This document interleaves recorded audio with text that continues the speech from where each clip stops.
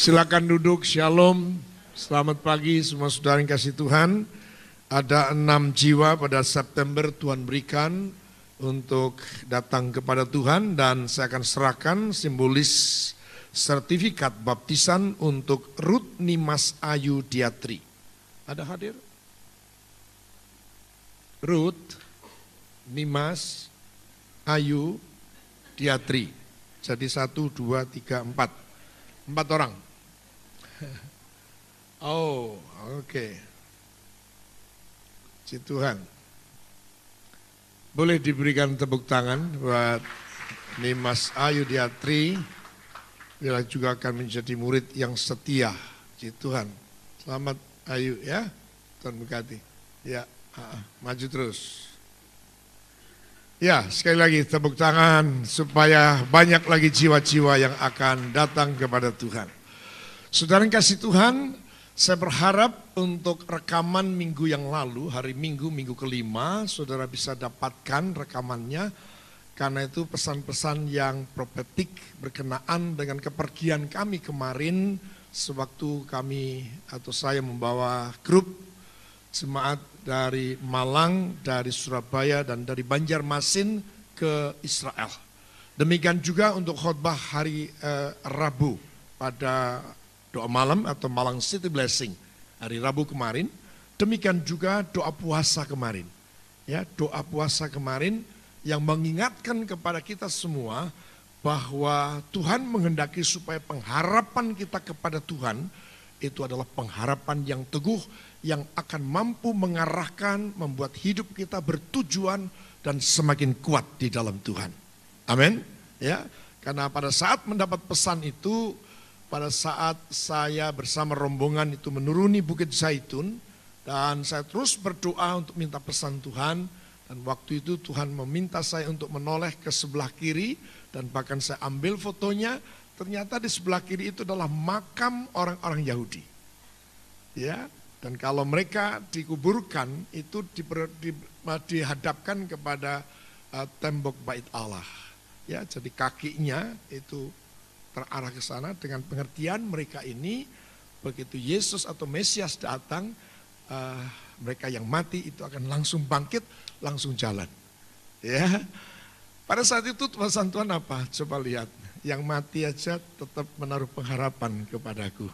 Apalagi saudara dan saya yang hidup. Amin. Ya.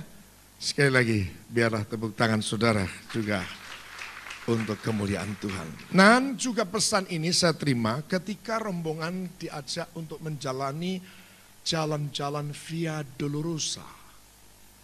Ya. Jalan-jalan penderitaan Yesus memikul salib menuju Bukit Golgota. Ya, kalau kita meresapi sungguh perjalanan-perjalanan itu pasti ada pesan-pesan yang khusus. Tapi kalau kita tidak datang dengan hati, dengan rindu untuk mendapatkan pesan Tuhan atau memaknai kepergian kita untuk sesuatu yang membawa kita mengerti, membawa kita maju dalam Tuhan, kita tidak dapat apa-apa, kita hanya melihat gedung, kita melihat batu, mati, nggak dapat apa-apa. Tapi ketika kita percaya bahwa tanah yang pernah diinjak, tanah di mana kita menginjak itu adalah tanah yang juga pernah diinjak oleh Tuhan Yesus. Saya percaya secara khusus pesan Tuhan akan diberikan. Amin. Nah, pada saat itu saudaraku, pada saat perjalanan itu, penderitaan itu luar biasa. Saya membayangkan itu. Dari stase 1, 2, 3 sampai 14. Itu isinya cuma penderitaan. Dan pernyataan yang Tuhan munculkan, yang Tuhan taruh dalam hati saya adalah menjadi tema khotbah pagi hari ini, penderitaan sebelum atau sesudah kematian. Saudara boleh milih. Loh. Mau milih? Mau? Mau ya? Kalau mau ayo. Lukas 16. Penderitaan sebelum atau sesudah kematian. Lukas 16 ayat 19 sampai dengan 31. Orang kaya dan Lazarus yang miskin. Ada seorang kaya yang selalu berpakaian jubah ungu dan kain halus. Dan setiap hari ia bersukaria dalam kemewahan. Dan ada seorang pengemis bernama Lazarus, badannya penuh dengan borok, berbaring dekat pintu rumah orang kaya itu. Dan ingin menghilangkan laparnya dengan apa yang jatuh dari meja orang kaya itu. Malahan anjing-anjing datang dan menjilat boroknya. Kemudian matilah orang miskin itu, lalu dibawa oleh malaikat-malaikat ke pangkuan Abraham. Orang kaya itu juga mati, lalu dikubur. Dan sementara ia menderita sengsara di alam maut, ia memandang ke atas. Dan dari jauh dilihatnya Abraham dan Lazarus duduk di pangkuannya. Lalu ia berseru, katanya, "Bapa Abraham, kasihanilah aku. Suruhlah Lazarus supaya ia mencelupkan ujung jarinya ke dalam air dan menyejukkan lidahku. Sebab aku sangat kesakitan dalam nyala api ini." Tetapi Abraham berkata, "Anak, ingatlah bahwa engkau telah menerima segala yang baik sewaktu hidupmu, sedangkan Lazarus segala yang buruk.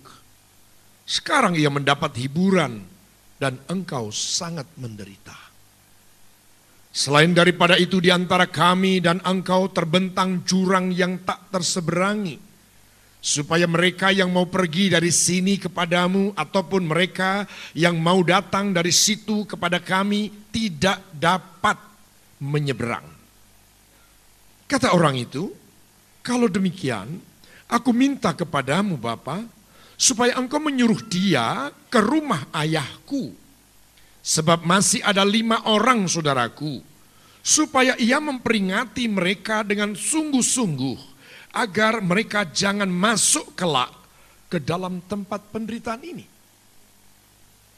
Tetapi kata Abraham, "Ada pada mereka kesaksian Musa dan para nabi. Baiklah mereka mendengarkan kesaksian itu." Jawab orang itu, "Tidak Bapak Abraham. Tetapi jika ada seorang yang datang dari antara orang mati kepada mereka, mereka akan bertobat."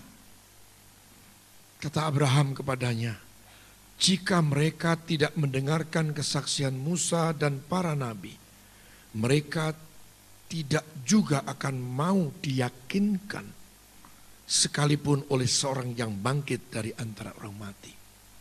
Semua berkata, "Amin." Sudah ada yang milih? Sudah ada yang milih? Milih yang mana? Menderita sebelum mati atau menderita sesudah mati? Benar ya? Di tempat ini Allah hadir. Saudara siap menderita sebelum mati? Tepuk tangan buat Tuhan Yesus. Saudara yang dikasihi dalam Kristus Yesus Tuhan, kematian itu sesuatu yang memang harus terjadi. Bagi orang yang belum percaya, tidak percaya, ataupun yang sudah percaya. Tetapi ada perbedaan pengertian antara orang yang tidak dan atau belum percaya dengan orang yang sudah percaya.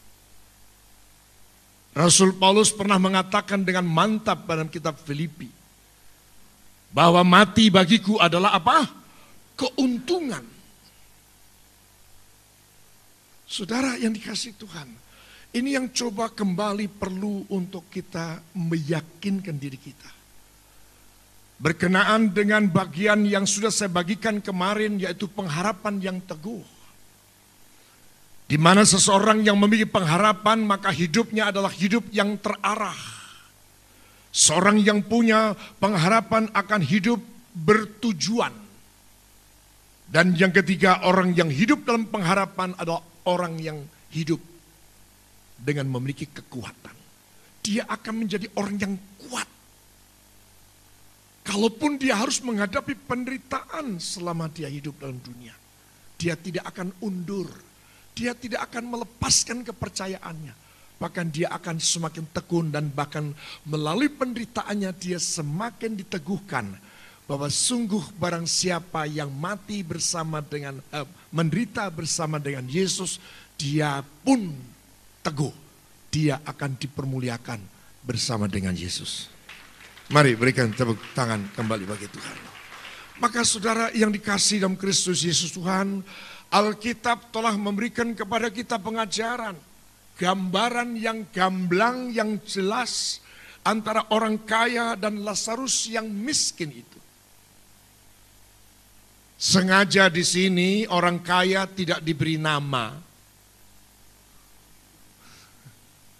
sedangkan yang miskin diberi nama. Kenapa? Karena yang kaya belum tentu masuk surga. Yang mengerti, katakan amin.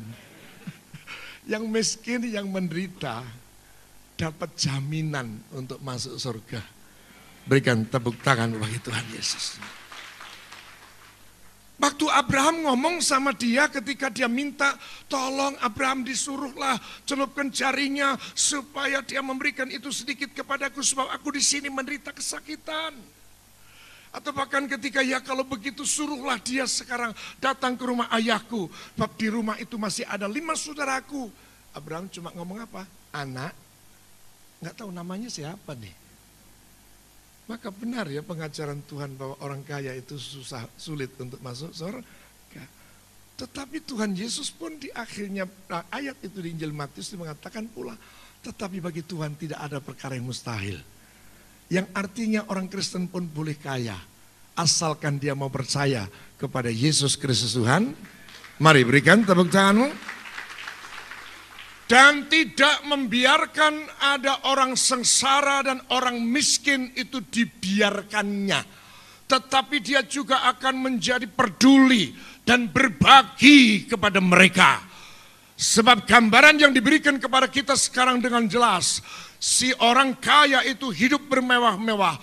Sementara Lazarus yang miskin itu duduk di pintu rumah orang miskin itu. Artinya apa? Orang kaya itu, artinya apa? Nggak mungkin lah, nggak kelihatan. Nggak mungkin. Keluar masuk kelihatan. Boroknya tambah akeh. Pasti kelihatan. Nggak mungkin saudara nggak tahu di sekitar saudara nggak ada orang miskin. Nggak mungkin saudara nggak tahu di sekitar saudara ada orang sengsara. Nggak mungkin nggak tahu, pasti tahu. Melalui berita televisi saja saudara pasti tahu. Amin. Yang artinya tidak ada alasan untuk kita tidak berbuat baik. Maka saudara yang dikasihi dalam Kristus Yesus Tuhan, kita telusuri lebih lagi tentang pengajaran ini. Karena selama hidup di dunia inilah sesungguhnya itu adalah hari-hari yang menentukan bagaimana kehidupan kita kelak. Yang dimaksud kelak bukan hanya nanti hidup sesudah kematian. Tetapi masa depan. Apa yang kita lakukan hari ini itu akan memberikan faedah, manfaat. Dan ada sesuatu yang akan kita tuai di hari depan kita. Kalau saya berbicara kelak atau masa depan bisa minggu depan, bulan depan, tahun depan. Bahkan juga bagi masa depan anak cucu kita. Amin. Maka saya ingin mengatakan kepada saudara selama kita hidup dalam dunia sekarang ini, hendaklah kita ini hidup dengan bijak. Dengan memanfaatkan waktu, memanfaatkan mata, telinga, hati. Jangan sampai Tuhan juga akan berkata kepada kita, bangsa ini punya telinga tapi enggak dengar. Bangsa ini punya mata tetapi enggak melihat. Bangsa ini punya hati tetapi tidak menanggap. Atau mungkin lebih dikatakan lebih maju lagi. Bangsa ini memuji-muji Allah dengan mulut bibirnya. Tetapi hatinya menjauh daripada Tuhan. Saya tidak rela kalau ada seorang jemaat yang ada dalam kondisi seperti ini.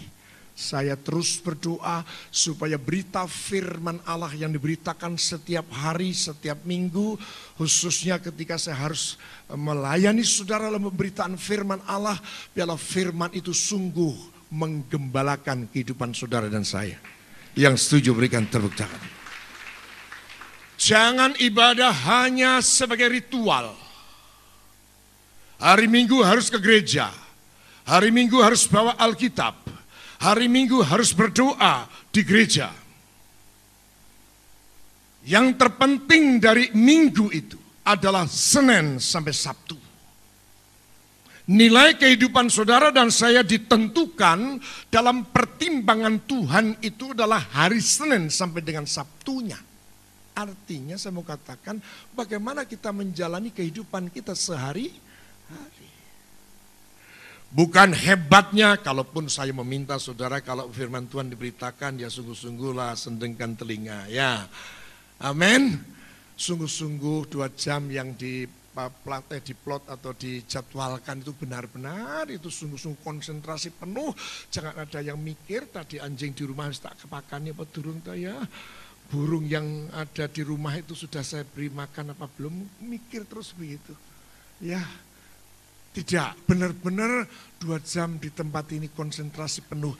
Hanya Yesus Kristus Tuhan yang hendak mengajar dan menuntun dan memberikan petunjuk kepada kita.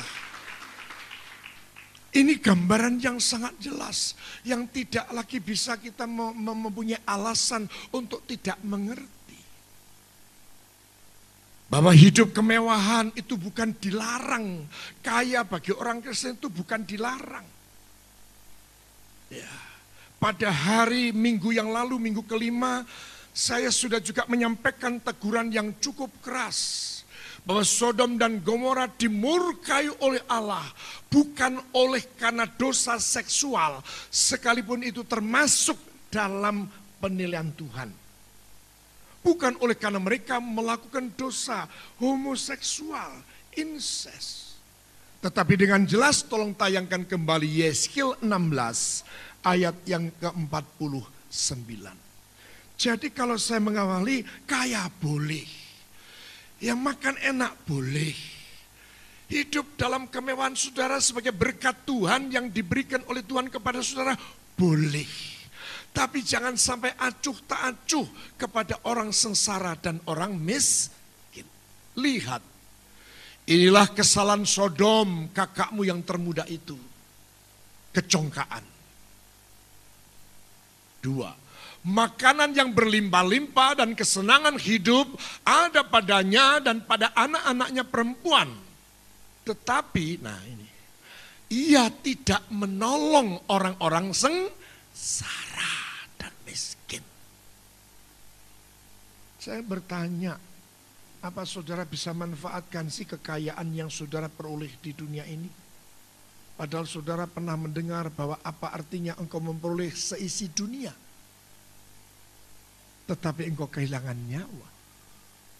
Apa ada di antara kita, sekalipun memang ada tradisi di beberapa daerah, mereka-mereka yang mati sudah pesan, nanti tolong jasku yang terbaik ini tolong bawakan, ya, tolong nanti sepatu ketsku ini, ya, yang biasa aku pakai untuk olahraga, tolong dibawakan, sebab aku nanti akan tetap olahraga di sana.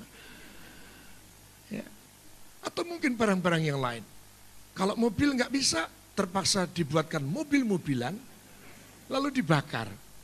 Rumah-rumahan, lalu dibakar. Ya, ada tradisi seperti itu.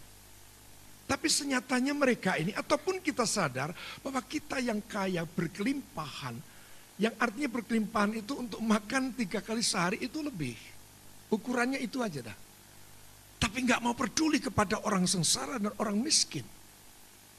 Ya, saya percaya saudara sudah semua punya nama. Ada nama toh? Ya, tapi jangan sampai nama saudara tidak tercatat dalam kitab kehidupan. Dicari oleh malaikat, tidak ketemu-ketemu. Mulai A, B, kelompok apa, tidak ada. Nama belakang, nama tengah, nama depan, kok tidak ada. Sebutan tidak ada.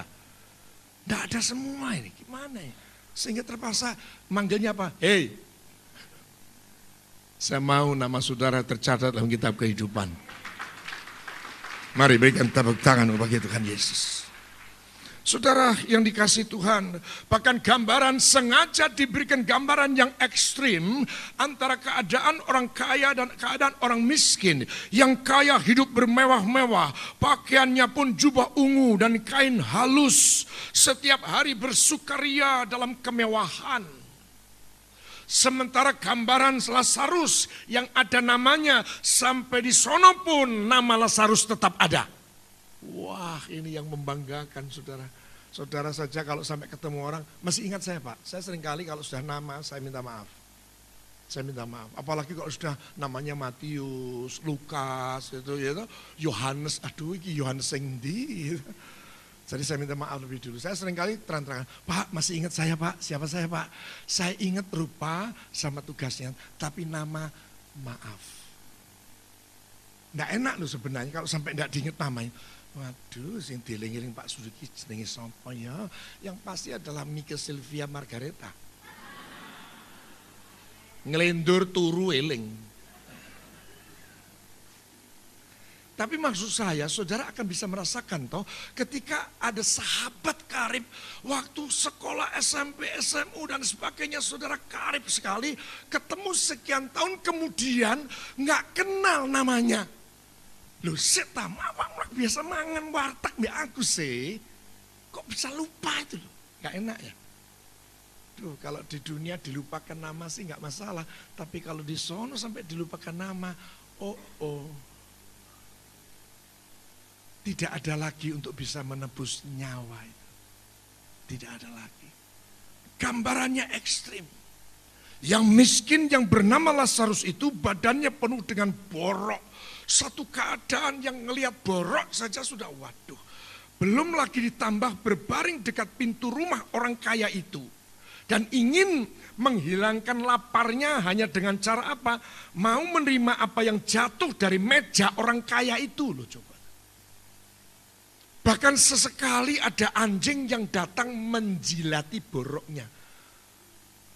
Masa sih orang kaya ini enggak tahu sih? Mau dibelikan Revanol. Belikan pembalut. Maksudnya pembalut itu apa? Ngomong pembalut jadi apa perban. Ya, mosok sampai yang namanya anjing aja perhatian loh. Lebih perhatian daripada orang yang kaya ini. Duh, saknone. Ya. Duh. Supaya penyakitnya hilang, virusnya hilang, dijilati begitu. Anjing aja bisa ngerti sakno loh orang ini. Maksud yang kaya itu enggak punya rasa sakno ya. Ya ini satu gambaran yang ternyata itu bisa terjadi dalam kehidupan kita. Kita merasa kita sibuk, kita merasa bahwa aku mendapat kekayaan semua ini karena aku kerja keras. Sehingga aku punya hak untuk menikmati kekayaan ini. Kalau kamu ingin seperti aku, kerja keras. Itu yang sekuler. Yang rohani lain lagi. Mas, kamu enggak tahu ya. Kalau aku ini rajin ke gereja, doa malam, doa pagi, doa subuh, doa ceria, doa duka cita. Dengkul mas. Pakai, kamu punya dengkul enggak? Ya punya, ini pakaian. Tapi tidak ada selembar kertas pun keluar. Hanya bisanya maido, nyelatu, ya apa? Ya, seperti itu, menunjukkan bahwa dirinya itu rohani. Bukan itu yang Tuhan maksud. Tuhan menghendaki supaya kelebihanmu terbagi kepada mereka yang berkekurangan. Supaya terjadi keseimbangan. Yang setuju saja katakan amin. Dan berikan tepuk tangan. Yang berikut saya ingin mengatakan bahwa ternyata apa yang kita buat hari ini itu akan memberikan makna, akan menjadikan sesuatu bukti dan akan bisa kita tuai, akan kita bisa rasakan pada hidup kita yang akan datang. Selama kita hidup dalam dunia, apa yang kau tabur pasti engkau akan tuai. Engkau menabur sedikit akan menuai sedikit. Engkau menabur banyak, engkau akan juga menuai banyak. Amin. Ketika engkau suka memberi, maka diberkati saudara, dicurahkannya berkat, digoncangkan di haribaanmu sampai penuh melimpah. Tepuk tangannya yang lebih. Bahkan Ternyata pengajaran ini memberi pengertian kepada kita, apa yang kita lakukan, kita jalani dalam kehidupan sekarang ini, itu akan menentukan hidup kita kelak sesudah kematian. Ini sekali lagi yang perlu untuk kita pahami. Kekristenan bukan sekedar percaya, kekristenan bukan sekedar datang beribadah. Ibadah menjadi tidak ada manfaat, tidak ada sesuatu kegunaannya apabila tidak kita praktekkan dalam kehidupan sehari-hari. Dan jangan pernah, kalaupun saudara mungkin merasakan atau melihat kegunaan daripada seseorang yang beribadah, tapi tidak nyata dalam praktek hidupnya, jangan engkau berkata, makanya toh nggak perlu ke gereja. Ini lebih fatal lagi, saudara. Karena hamba Tuhan itu ada yang mengajarkan, tidak perlu ke gereja. Oh ini gereja kok. Ini ada mereknya. Loh, ya toh? Loh, itu ada pujian. Nah, ya toh? Iya ada. Saya sudah mengajarkan, memang ibadah ada dua dimensi, Ibrani pasal 3. Ibadah berkumpulnya orang-orang percaya di satu tempat. Tapi ketika kita hidup menjalani hari Senin sampai dengan Sabtu, itu adalah ibadah kita. Saudara bertugas sebagai karyawan, sebagai staf, saudara sebagai tentara, sebagai polisi, sebagai apapun juga. Senin sampai Sabtu itu ibadahmu untuk menjadi berkat bagi banyak orang yang mengerti. Berikan tepuk tangan. Maka saya sampai pada poin ternyata apa yang kita lakukan hari ini itu akan memberikan makna dan menghasilkan sesuatu untuk kehidupan kita yang akan datang. Baik itu minggu depan, bulan depan, tahun depan, bahkan juga bagi anak cucu kita. Kalau saudara sebagai orang tua hidup dengan benar dan suka berbagi, maka pastikan anak cucumu pasti diberkati. Itu sudah hukumnya Tuhan. Dan cuma bukan saya mengatakan dengan tanda petik sayangnya. Hukum menabur menuai ini berlaku umum. Kalau saya ngomong berkat yang di dunia ya, itu berlaku umum. Berlaku bagi semua orang, bagi manusia siapapun. Tapi untuk mendapatkan sesuatu yang kekal, itu hanya diperuntukkan bagi saudara yang percaya bahwa Yesus Kristus adalah Tuhan dan Juru Selamat manusia. Berikan tepuk tanganmu. Maka saya ingin mengatakan, makanya saya kalau soal hukum menuai, menabur menuai, itu siapa? Saya juga mengalami, saya tidak perlu percaya kepada Yesus. Saya memang percaya kepada rumusan itu, kepada dalil itu, kepada hikmat itu. Aku pun melakukan. Nah ini buktinya, aku diberkati karena aku banyak melakukan kebaikan. Betul, itu hanya ketika dalam dunia. Tetap hidupmu hari ini tidak akan bermakna untuk sesuatu yang kekal, sesudah kematian. Kalau kita tidak menjadi percaya kepada Yesus. Alangkah indahnya saudara yang sudah menjadi percaya kepada Yesus. Maka genapilah apa yang harus saudara lakukan supaya saudara menuai dua kali. Baik ketika dalam dunia maupun setelah kematian. Yang setuju kembali tepuk tangan saudara bagi Tuhan. Ini yang coba perlu kita dalami, ini yang perlu coba kita untuk kembangkan. Dan ini yang coba perlu untuk kita jalani dalam kehidupan. Untuk sungguh-sungguh kita akan dapat menikmati. Dengan demikian kalau kita melakukannya untuk tuaian, dua tuaian yang akan kita terima, maka saudara akan melakukannya semua itu dengan tekun. Itu membuktikan bahwa saudara adalah orang-orang yang hidup dalam pengharapan. Kenapa sih kamu kok melakukan begini? Aku nggak lihat kamu itu tidak berhenti-berhentinya. Ini dibagi, ada satu barang kamu jual, lalu kami bagikan dengan orang-orang lain. Terus saya lihat kamu lakukan ini. Ya. Sebab aku percaya, kalau aku menabur, aku akan menuai. Kapan? Sekarang dan yang akan datang. Artinya sekarang selama saya hidup dalam dunia, maupun nanti ketika aku sudah mati, aku akan menuai. Masih ingat pelajaran Matius 25? Ketika masa penghakiman itu terjadi, hei domba, masuk sebelah kananku. Hai kambing, masuk sebelah kiri. Kepada domba dia mengatakan, masuklah dalam sukacita bersama dengan Tuhan. Sebab ketika aku lapar, engkau memberi aku makan. Dan ketika aku haus, engkau memberikan aku minum. Ketika aku sakit, engkau mengunjungi aku.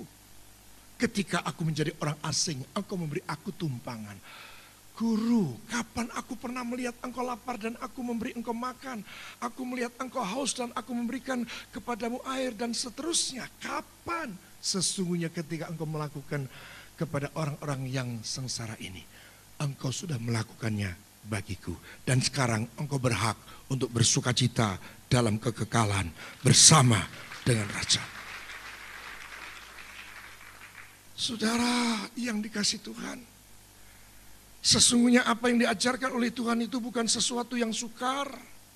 Saya berulang kali melalui mimbar ini seringkali mengatakan, hanya saja seringkali kita ini tidak mau mengerti bahwa tanpa pengertian yang benar kita tidak akan pernah punya sikap yang benar. Tetapi apabila saudara mengaku punya pengertian yang benar dan tidak melakukan kebenaran itu, saudara pasti akan mendapat pukulan yang jauh lebih banyak. Terang-terangan aja. Lawang itu firman Tuhan. No? Lukas 12 ayat 47. Lukas 12 ayat 47. Adapun hamba yang tahu akan kehendak tuannya tetapi yang tidak mengadakan persiapan atau tidak melakukan apa yang dikehendaki tuannya, ia akan menerima banyak pukulan. 48. Tetapi barang siapa tidak tahu akan kehendak tuannya. Pak polisi, saya tidak tahu kalau ada rambu ini Pak polisi. Saya sebelumnya nggak pernah baca. Apa kemudian Pak polisi mengatakan, ya sudah karena Bapak tidak tahu, tidak apa-apa. Tetap akan mendapat sempritan. Mendapat teguran. Ya. Tetapi barang siapa tidak tahu akan kehendak tuannya dan melakukan apa yang harus mendatangkan pukulan, ia akan menerima apa? Sedikit pukulan. Paling tidak ya dijewer kupingnya. Ya. Saya dulu waktu SMP pernah punya guru namanya Pak Wahyudi. Aduh kalau sudah salah di hadapan guru ini paling takut karena dia tidak suka menjewer telinga. Tapi sini sudah, aduh dirogoh dulu gini, kena gitu, lalu ditek gitu, dipelantir. Aduh itu mesti begitu buka, aduh membekas sudah seminggu baru hilang. Ya, apalagi kalau kesalahannya double sudah, dua-dua tangannya sudah. Kayak radio diputer itu. Nyari gelombang enggak ketemu-ketemu. Aduh. Saudara yang dikasih Tuhan, Tuhan itu baik. Amin. Di sana dikatakan dengan jelas setiap orang yang kepadanya banyak diberi, daripadanya akan banyak dituntut. Dan kepada siapa yang banyak dipercayakan, daripadanya akan lebih banyak lagi dituntut. Tolong ayat ini jangan diterjemahkan salah. Kalau begitu aku mau jarang-jarang, 1 tahun 1 kali saja aku mau denger firman. Supaya tidak terlalu banyak yang aku ketahui, supaya aku tidak mendapatkan hukuman. Lebih gawat lagi nih. Ya, karena ada kelompok seperti itu, makanya ojo rajin-rajin ke gereja. Kalau kamu rajin ke gereja, semakin tahu kalau kamu itu orang berdosa. Wong kita ini memang sedang dikuduskan supaya menjelang kedatangannya saudara kedapatan tidak bercacat celah, tanpa kerut ataupun yang serupa itu, menjadi berkenan dan layak untuk diangkat menjadi mempelainya. Berikan tepuk tangan. Maka saudara yang kasih Tuhan, poin yang lain atau mungkin poin yang terakhir, penderitaan sebelum kematian. Saudara yang dikasih Tuhan, saya akan baca dari kitab Roma pasal yang ke-8. Apakah orang Kristen memang harus menderita? Roma 8 ayat 17.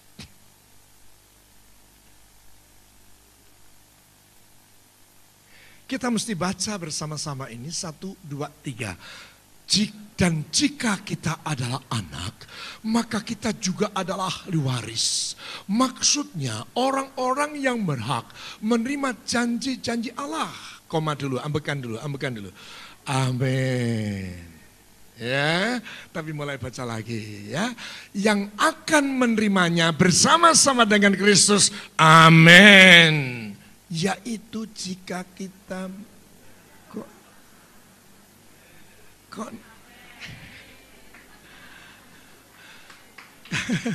kita berikan tepuk tangan kita bagi Tuhan. Yaitu jika kita menderita bersama-sama dengan Dia, supaya kita juga dipermuliakan bersama-sama dengan Dia. Tepuk tangan yang panjang bagi Tuhan kita. Bahkan pernyataan Rasul Paulus dalam kitab Filipi pasal yang ketiga dengan jelas, dengan lantang, dengan sangat tegas. Di sana dinyatakan saudara yang dikasihi Tuhan, kita baca Filipi pasal yang ketiga. Di situ dikatakan ayat yang ke-10, yang ku kehendaki ialah mengenal Dia dan kuasa kebangkitannya dan persekutuan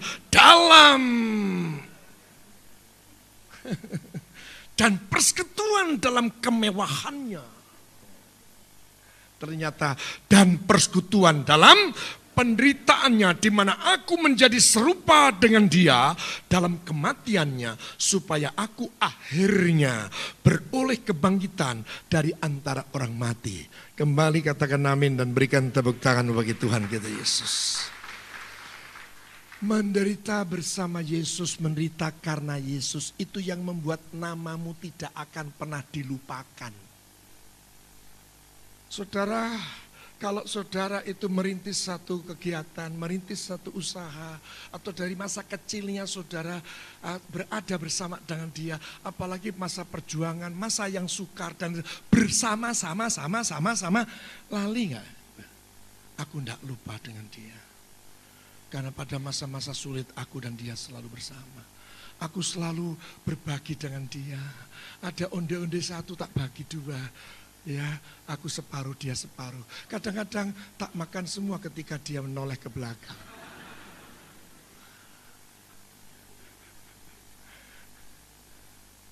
Dan ketika aku kedinginan, Dia lepaskan jaketnya dan itu dipakaikan pada saya. Pada saat penderitaan saudara, orang tidak akan pernah melupakan nama. Ini yang dipakai oleh Tuhan. Maka dikatakan dengan mantap jelas di sana, aku rindu mengalami persekutuan bersama Dia dalam penderitaan. Amin. Ini yang membuat nama saudara tidak akan pernah terhapus. Apalagi saudara ini adalah orang-orang yang giat dalam pekerjaan Tuhan. Waktu gereja mengalami ini, waktu anak-anak Tuhan mengalami ini, waktu hamba Tuhan mengalami apa-apa yang enggak enak, saudara mengulurkan tangan dan memberikan sesuatu kepada umat Tuhan, kepada gereja, kepada hamba Tuhan. Saya terlalu percaya bukan saja tiga pihak yang sudah tolong itu yang tidak akan pernah melupakan namamu, tetapi Tuhan Yesus di surga tidak akan pernah melupakan nama saudara. Saudara tetap punya nama di dalam kitab kehidupan. Berikan tepuk tangan, haleluya.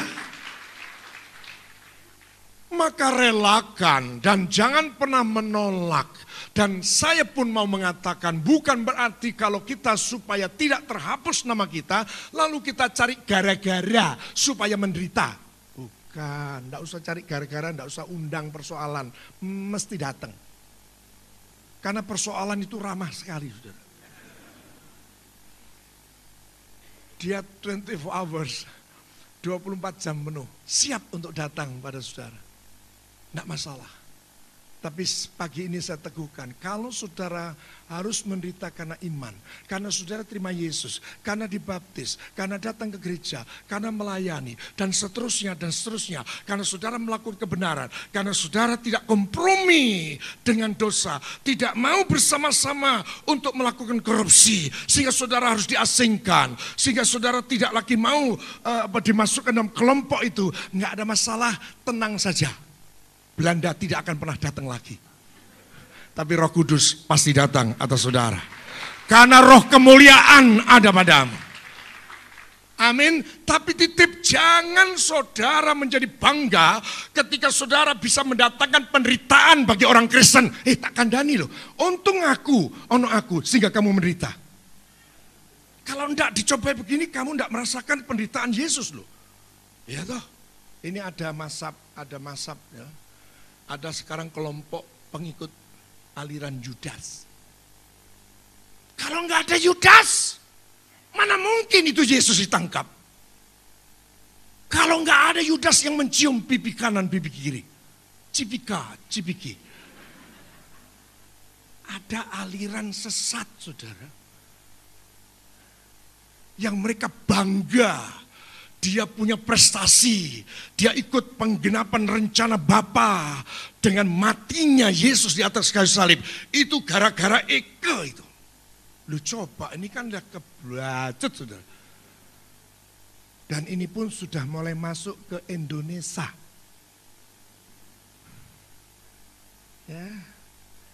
Dalam skala kecil, itu ada orang tanpa sadar juga membuat banyak orang menderita. Oleh karena perkataan dan perilakunya. Saya tidak komentari orang yang membuat itu. Tapi kalau saudara diperlakukan seperti itu, firman Tuhan surat Petrus mengatakan, kalau kamu harus menderita, penderitaan yang tidak harus kamu tanggung, berbahagialah kamu. Sebab roh kemuliaan ada padamu. Mari berikan tepuk tangan. Jadi jangan ada pemberontakan, jangan ada keluhan, jangan membalas kejahatan dengan kejahatan. Tapi justru pengajaran firman Tuhan mengatakan apa? Balaslah kejahatan dengan kebaikan. Maka namamu, mau dihapus tidak bisa. Dilap dengan clean, apa itu yang celing, tidak bisa. Di HCL tidak bisa. Ya, sebab itu nama saudara dicatat bukan sekedar dalam kertas, tapi di telapak tangan Tuhan. Lihat, aku telah mencatat namamu, menuliskan namamu di telapak tanganku. Tidak akan terhapus. Artinya apa? Bukan berarti beneran di tangan Tuhan Yesus. Aduh, aku tak mau namaku, aku tak pesen namaku supaya ditato di jempolannya Yesus. Kamu, waduh, kelingking aja kamu, kelingking aku di jempol. Kenapa bicara tangan? Setiap orang yang tangan menggambarkan luka Yesus. Siapa yang selalu mau menerima penderitaan karena Yesus? Penderitaan saudara ada tetap di telapak tangannya. Yang mengerti katakan amin. Dan boleh berbahagia dengan bersorak-sorai bagi Tuhan Yesus. Saya tadi malam merenungkan tentang penderitaan ini.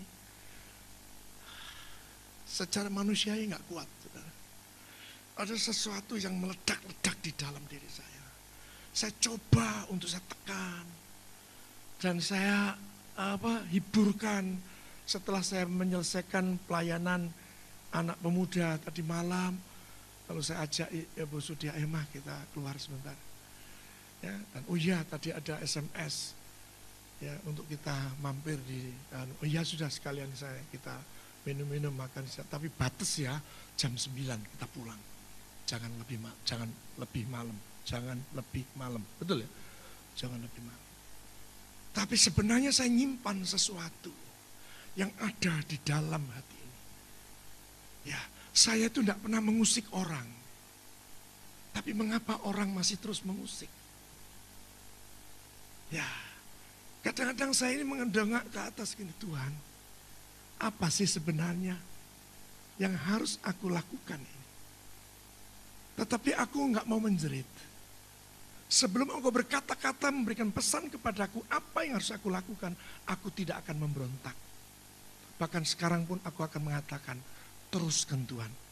Kalau memang penderitaan yang aku alami ini menyempurnakan keberadaanku di hadapanmu, haleluya, aku siap Tuhan. Saudara yang dikasihi Tuhan, Saya tidak ada sedikit pun motivasi di dalam menggembalakan ini untuk kepentingan pribadiku. Tidak ada, Tuhan tahu. Tetapi kalau sampai ada orang mengatakan ini, mengatakan itu, dan dengan lantang menuliskannya di email, dan kemudian menulis SMS. Bahkan lebih pribadi lagi pernah itu melalui BBM. Kalau BBM kan sangat pribadi ya. Dengan terpaksa berat hati pada waktu itu saya hapuskan itu karena saya bisa mendelete kan. Tapi kalau SMS saya hanya SMS beritanya. Dia tetap punya toh nomor Eke. Ya, sama sekali. Tapi kenapa? Ya, bahkan saya tahu ada beberapa di antaranya yang sebelumnya digembalakan di sini, bersama-sama dengan saya melayani, tapi terus mengusik. Akhirnya saya katakan, Tuhan, kalau memang dengan cara ini Engkau menyempurnakan imanku, kasihku kepadamu dan sesama, nggak masalah. Dan saya ingin mengajak saudara, jangan sekali-sekali memberontak ketika saudara mengalami penderitaan. Nikmati saja. Sekalipun kadang-kadang, nggak kuat. Saya seringkali menyembunyikan air mata yang keluar. Saya seringkali kalau sudah begitu mencari penghiburan dengan cara saya sendiri. Dengan syarat tahu-tahu hilang atau pergi saja hanya sekedar untuk tidak mau menampakkan bahwa saya ada dalam duka cita. Duka cita saya bukan karena saya tidak bisa makan. Duka cita saya bukan oleh karena katakanlah itu karena aniaya seperti katakan soal izin gereja dan sebagainya. Tidak. Tetapi kalau ada seorang di antaranya yang pernah makan bersama dengan saya, lalu dia mengangkat tumitnya seperti Yudas, itu luar biasa. Luar biasa. Tetapi itu pun saya ingin mengatakan kepada saudara, kalau saudara mengalami itu, ada seorang yang sangat bersahabat dengan saudara. Dia dalam keadaan saudara tolong. Ada saudara tolong. Pokoknya dia ditolong. Dan satu saat dia tinggalkan saudara. Sempurnalah penderitaan persekutuanmu dalam penderitaan bersama dengan Yesus Kristus. Saya mau katakan juga ketika kemarin beberapa hari yang lalu ketika saya harus mengalami hal yang tersebut, saya katakan, Tuhan, sesuai dengan pesanmu ketika di Yerusalem bahwa aku lebih baik menderita sebelum kematian supaya aku boleh bersuka cita bersama bapakku Abraham. Mari berikan tepuk tangan. Amin. Saudara mengerti sesuatu pagi hari ini. Mari kita sungguh-sungguh buka hati di hadapan Tuhan. Untuk benar-benar kita bisa boleh merasakan apa sih yang pernah diderita oleh Yesus. Bayangkan kalau sampai ada orang yang melihat mukjizat yang dia lakukan. Bahkan dia mengulurkan tangan untuk perbuatan baiknya. Dan kemudian orang lain ditolong, dirinya sendiri nggak bisa menyelamatkan diri. Atau mungkin bahkan meludahi. Menempeleng. Itu yang terjadi yang dialami oleh Yesus. Maka sebentar kita terima roti dan anggur. Bila kekuatan penderitaan Yesus juga menjadi milik kita. Sehingga tidak ada pemberontakan, tidak ada keluh kesah, tidak ada tawar hati.